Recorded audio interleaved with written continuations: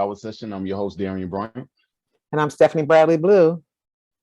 And I'm excited to be here tonight with my friend of many, many years, Varanese Fowler. I am excited that we're, discussing about our discussion tonight as well, because this month it honors both breast cancer awareness and domestic violence. And so tonight we're going to have this wonderful opportunity for this beautiful woman to share her story with us and to let us know and talk to us about her journey with domestic violence. And I'm just excited. I'm excited. So, Bernice, welcome. Welcome. Thank you so much. Thank you both, Darian and Stephanie, for having me. I certainly appreciate the opportunity. So, sis, well, first of all, how do we know each other? Well, I didn't want to be too formal. I'll just be myself. And so Stephanie and I met back probably in the early 90s, maybe late 80s at Trent State College, singing in the choir, gospel choir at the college. Oh, wow. Okay. Yes. And so we have held on strong since then. Even though we have some distance right now because I'm in North Carolina and you're in Virginia. Right. But she's always been a blessing. I've always admired you, Stephanie, because of her anointing. It's like she has such a gift. It's such a bright light everywhere she goes. It doesn't matter what phase of life I've seen her in. She's always been a bright light. So that's how we met. Cool. Yes, I'm excited, to have a longtime friend on with me tonight, and we did meet many moons ago. Maybe your sister singing at Biddy Grove and traveling with your sister singing too. Yeah. So that's been about 30 years ago. So that's a good deal. You know each other a long time. So just tell us a little bit about your story. I know you've written a book.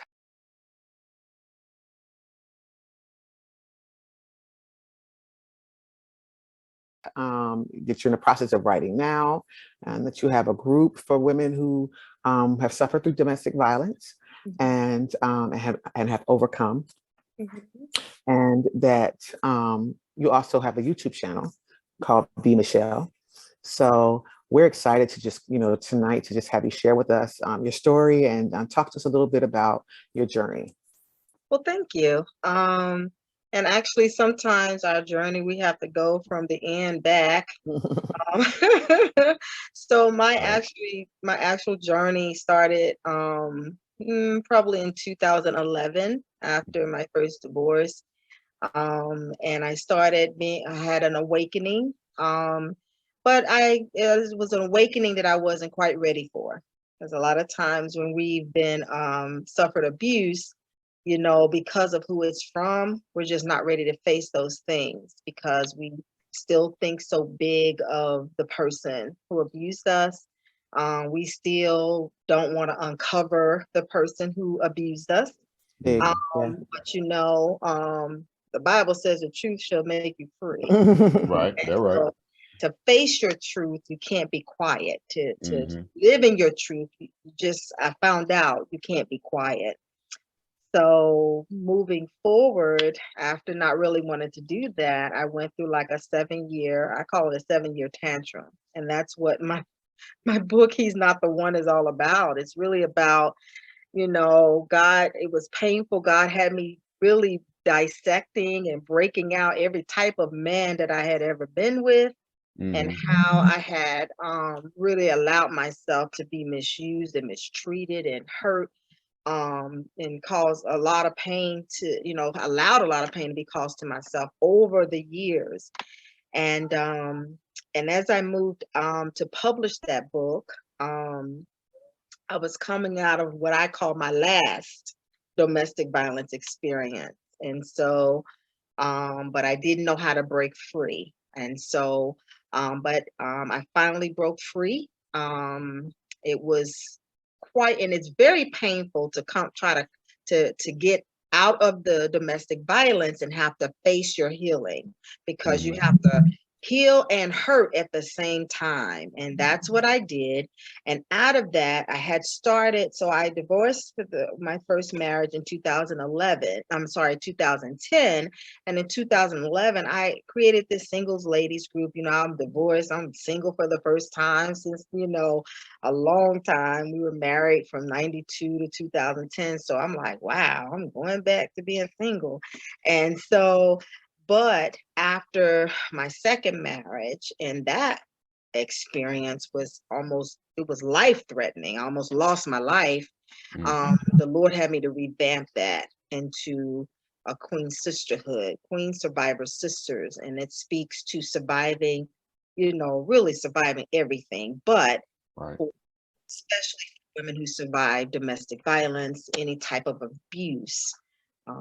And so here I am now. I'm here now. And my journey now is all about helping as many women and children as I can, telling my story to help them know that they can come out and they can be survivors, but not just a survivor, a successful survivor. A thriver. I call them thrivers, definitely.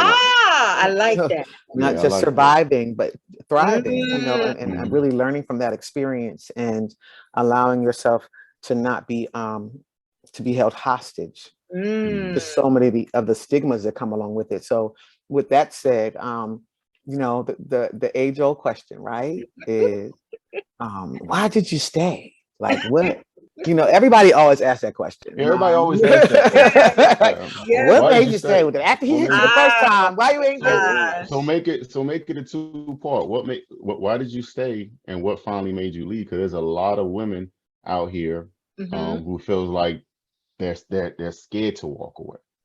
Right. You know, they're scared. They can't. You know, for some apparent reason. So you know, why did you stay, and what was the final straw? So I always encourage women who have suffered through domestic violence, or if they want to call it abuse, because it's all domestic violence. All right. When you're living with someone or in a relationship, intimate relationship with someone. But when someone suffers abuse, I always encourage them not to try to answer that question during their healing process, because victims of abuse, they stay with their abuser for an infinity list of reasons. I mean, the list goes on.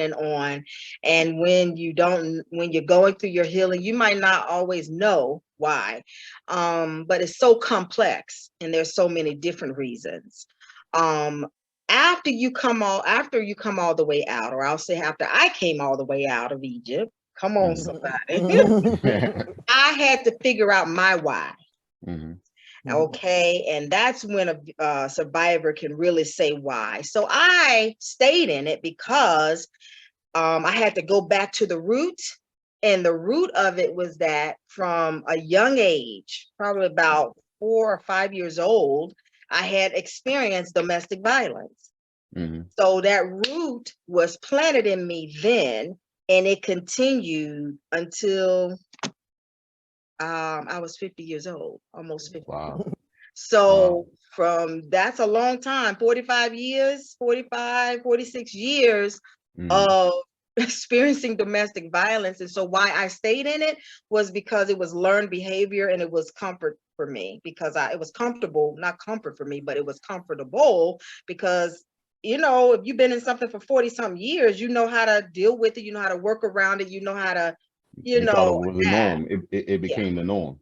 So that's the real reason. And I think that's powerful. That's very powerful, because I think most people don't understand that, right? The fact, the resilience of our minds, right? When you're in the process of trauma, or you're experiencing any kind of trauma, abuse, domestic violence, children who are abused, and our minds have a way of protecting us. Yes. Right? Our minds have a way of protecting us and shielding us, but often tricking us, right? Because one of the things that, I mean, I just shared just a little bit, but one of the things that was said to me that I thought was powerful too about what you said, because everybody's why they stay is very different. And I understand why you're saying, and I didn't want to gloss over that either, to not necessarily try to address that while you're trying to heal, because it's a difficulty and taking some level of responsibility for the environment that you've created for yourself. Right. Ah, So trying to woo. take that level of responsibility while in the midst of healing, right, and trying to process through the insecurities, the low self-esteem is difficult to do. So I really appreciate you answering that question immediately after or coming out of a situation when you're not yet healed and it's still really, really raw is a hard question for people to answer.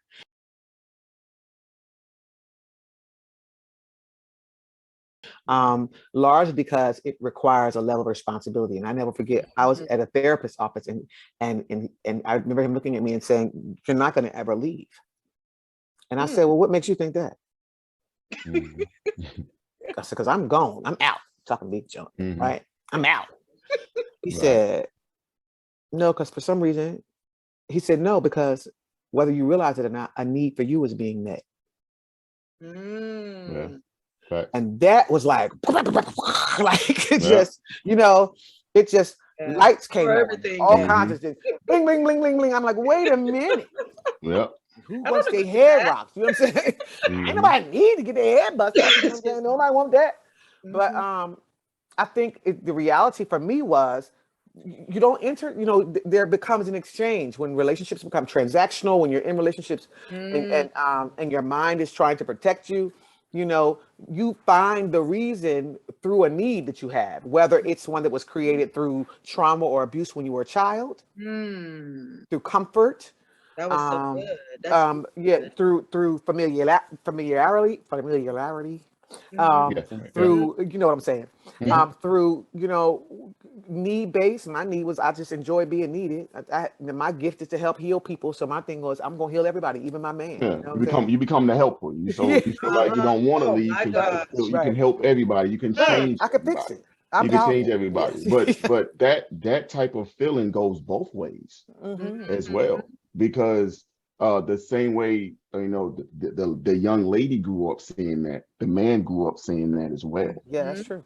So he grew up watching this and he feels like that's the way he's supposed to be. And since they're saying that 85% of these of the victims are women, then we need to find out what's the men's issue.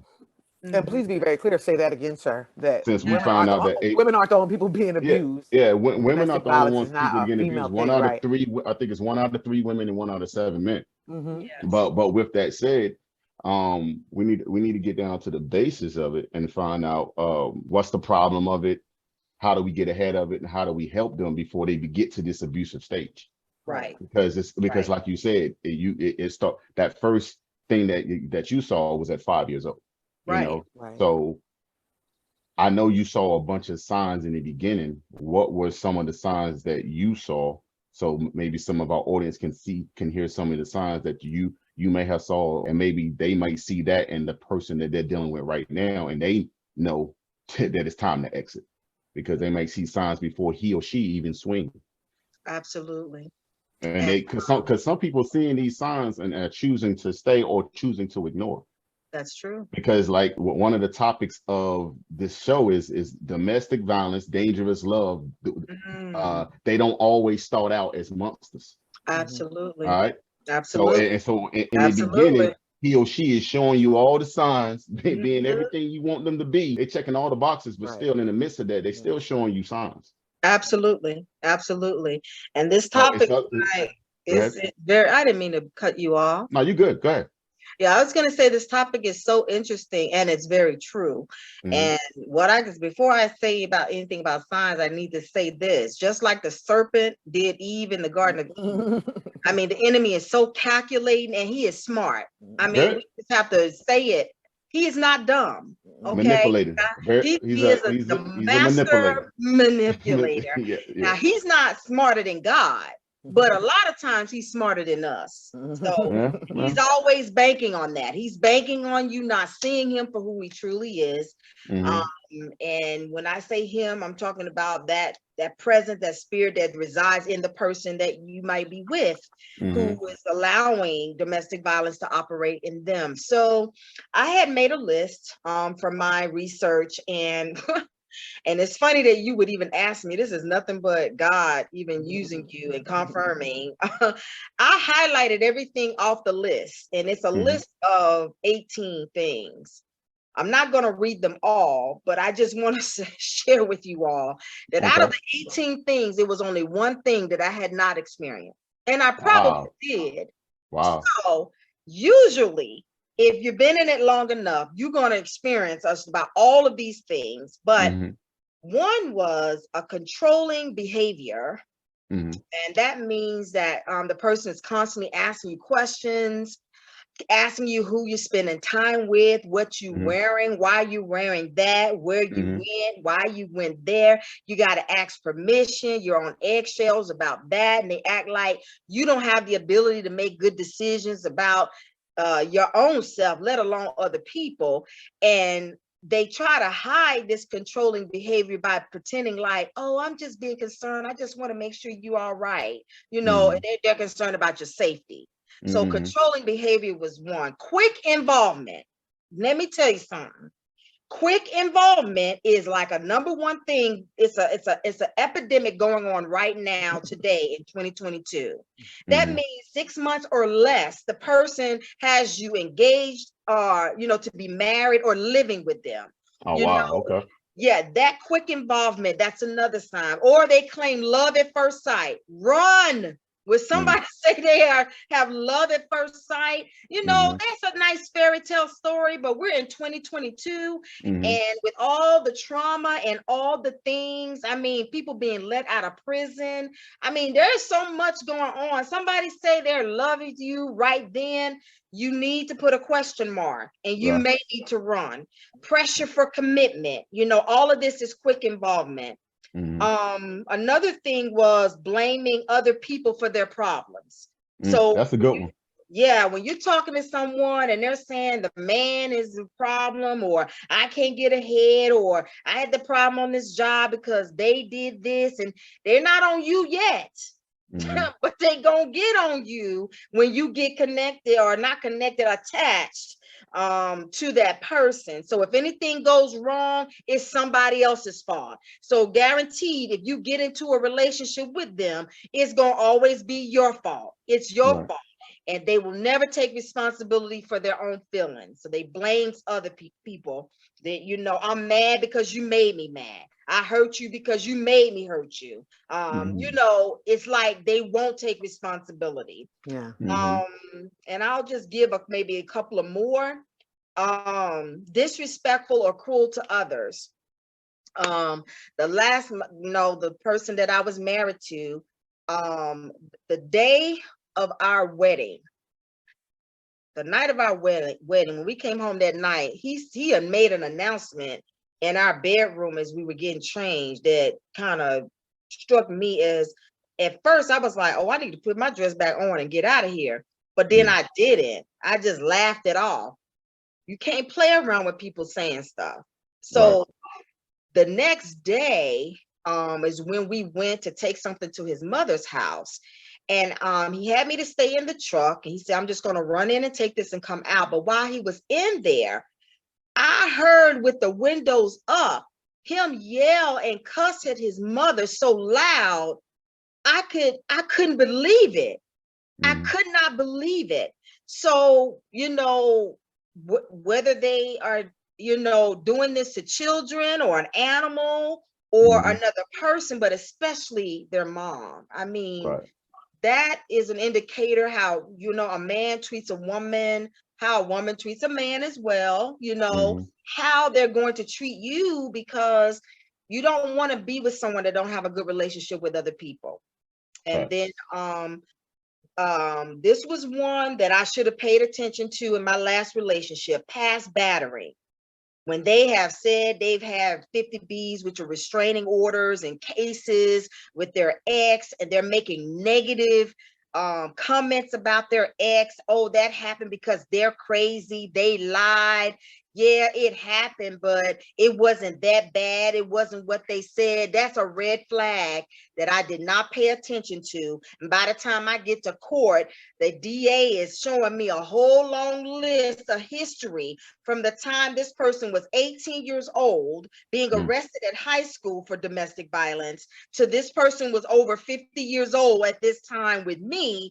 They had case after case after case after case of violence against women and police. So those are just some of the signs. And if you would like the 18, I can send that to you. If you want more of them, just tell me.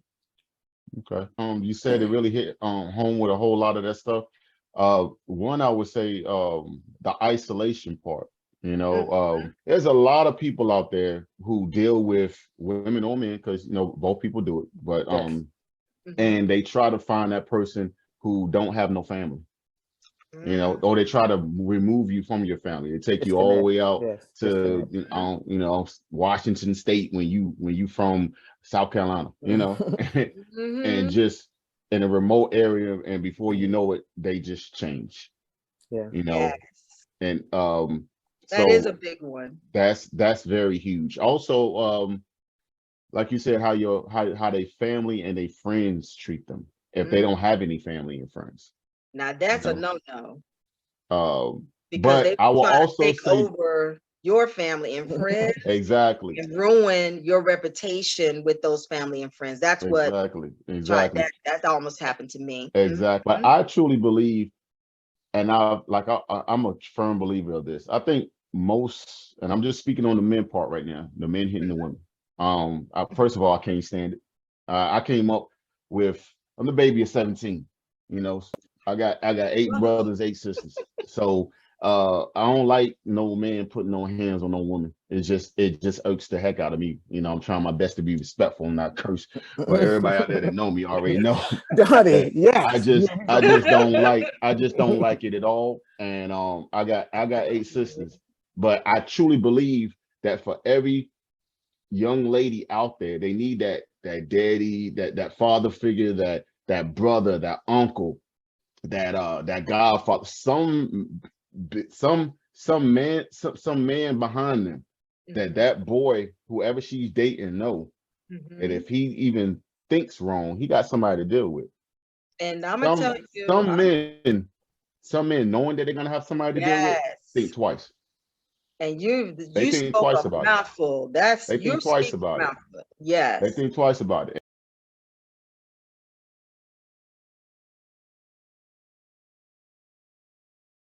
Well, can I say this? Oh, go ahead, sis. Go ahead. I just want to kind of jump into, me. I just want to kind of help people process too a little bit the idea that one of the things, especially in particular communities, right, is the fact that we do not address the issue of mental illness and mental health issues, right?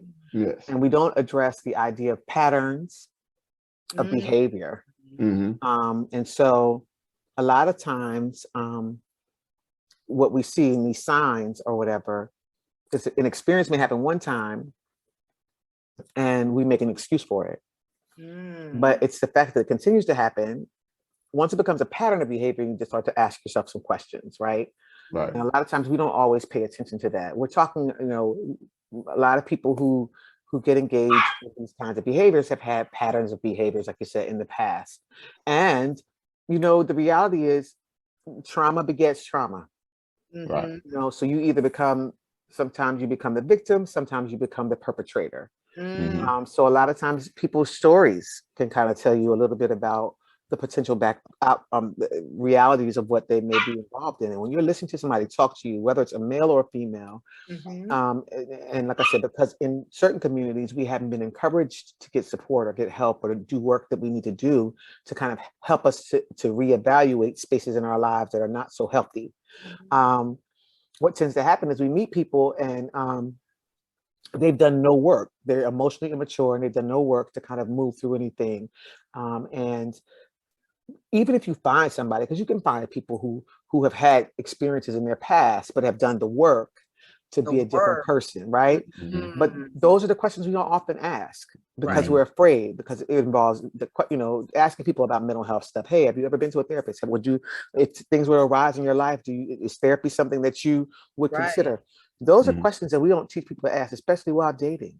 And I'm just letting y'all know out here through these good streets Yes. in Yeah. 2022 after COVID and all this trauma Right. and all this stuff that happened to folks. There's people Right. stressed out. You better Yes. ask. You better You ask. better ask Mhm. because the That's silence a of good things one. can That's a send tip. people to another level. We have to stop ignoring the Mhm. signs. We have to stop glossing over the need Mm. for that kind and that level of work. We have to. We have Yeah, to. and stop thinking that you should want to be beat. You know what I'm saying? Stop Mhm. thinking that you should be that you deserve to be treated in this fashion. Right. Mhm. You know, there's a lot of people who are in this situation right now, and that's why they don't ask for help, because they feel like they did something wrong. Mhm. They done Mhm. been manipulated so much that they feel like, oh, this is my punishment for right now. That Mhm. the guy or the girl's giving them allowances and stuff like that, making them feel less than. You know, they got the old school way of thinking, roles of the house. You know, I'm not doing that. That's women work. You know, you gotta be careful when you're around people like that. I'm telling you, it's all signs. It's all Yeah. signs. So true. And I did traditionally, go ahead, sis. I'm sorry. I didn't want to forget when you brought it up, Darren. It was so, I like your perception about how it's very good and important for a strong man to be in a woman's life. Mhm. However, for women that are like me, where I've never had a father, brother, grew up an only child, did not have a man around. Even though my sons were around, but as far as having a authoritative man, I have never had that. So God said he'll be the father to the fatherless. So in the absence of a physical father, I had to lean on law and resources, Right. and family and friends. And they, and all of these things put together, Mhm. that's what helped me to, when I was ready, because that's Mhm. something we didn't get to yet, and I don't want to go ahead of anything, but when I was ready, because a victim has to be ready to no Right. longer be a victim. Then when I was ready, now I sought out what I needed, and I had all the support and all the it was things, people and things that I didn't even realize would even be there and help me.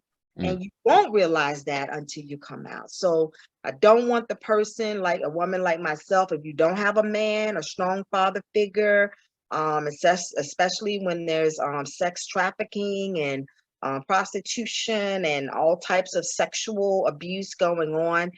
If you don't have a strong man in your life, there are still resources and law enforcement and somebody that will help you along the way. Right. And the phone number, which we should give, that you can call 24 hours a day if you need somebody to talk to. They're very helpful at that number as well. I think that Yeah, that's a I'm great. definitely gonna put the hotline number down there. It's Yeah. 1-800-799-7233, and I'm definitely gonna put it at the bottom. All right, and that is the domestic violence hotline. So that's 1-800-799-7233. So I'm I was, definitely put that down there.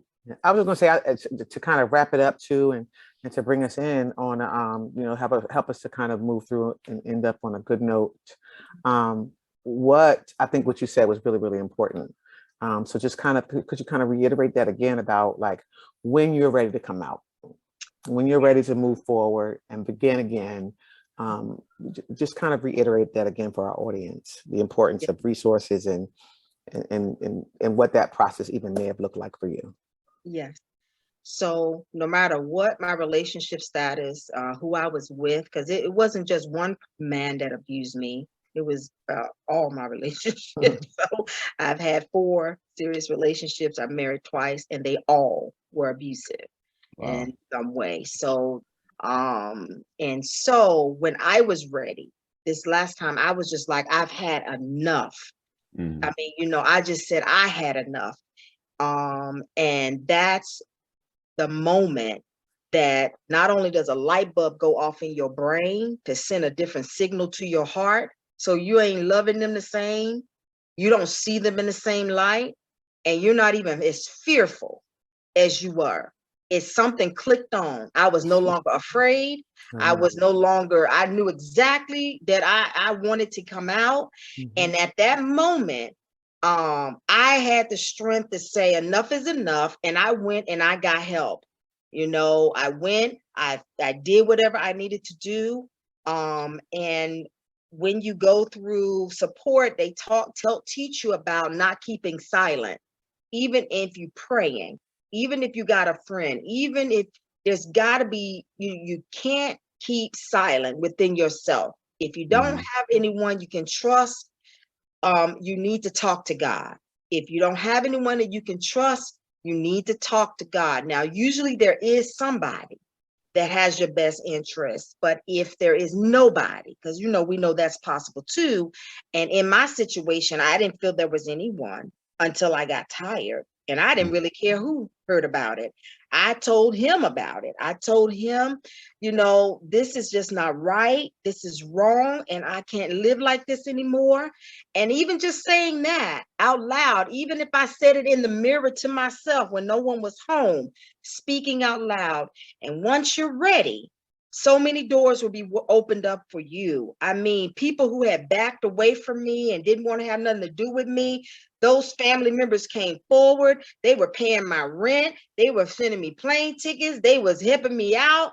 They was getting me resources. They was paying my car note. They were like, we got you. We got you, And, it may not look the same for everybody, but when I went downtown, they were like, we gonna be with you. You don't have to go nowhere by yourself. We will put a car. We will escort you around. We will be at your job.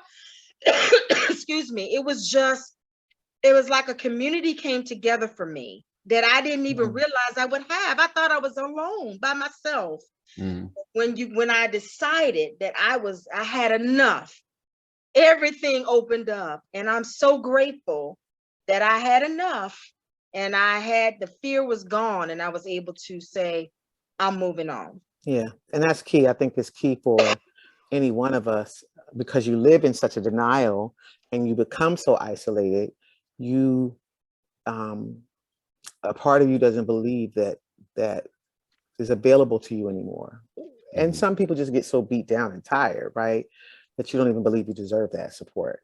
Yeah. But like you said, when you had enough and you get tired and you allow your pride, because one of the things that I know, I've heard other women talk about, right, is you really don't, when you come to yourself, the first thing that kicks in though is your pride. Like, what in the world? How did I let myself get in this situation? Yeah. How did I get here? Right? Shame, embarrassment. That pride to get you every time. Every time, and then you fall in with, you start feeling shameful and embarrassed.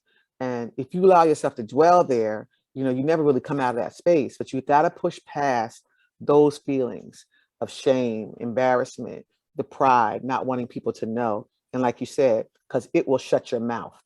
It will keep you silent. And the reality is, you got to say something. You have to allow yourself to free your voice, your authentic voice in that experience. Because most people don't know this either. When you allow yourself to be pretentious in order to survive, you lose your voice. Yes, you lose your whole. You lose your whole voice, your whole everything. Whole identity. So, right. So it's in that moment of awakening, when you grab hold to your voice again, you've got to say something. And I think that that's important. In the moment that you do, like you said, community, there's a community of people, support systems. I know of a couple of places here that women who are in severe situations that have to be hid away, and they don't allow people to know where you are, and all kinds of things. So there are supports, there are spaces, there are places for you if you are ready and if you've had enough. And just, I'm excited because I know we'll be posting all this information. This information will be posted in below for you to be able to reach out. I know that we really appreciate you, Bernice, for sharing with us tonight. I really do, because it's never easy telling this story, right? Right? It's not. It's never not, easy. and I definitely easier. I salute you of being a survivor, or like Steph said, a thriver. I salute you with both hands. It takes a lot to come out, be on this, have your own YouTube channel, helping other women get through the same thing.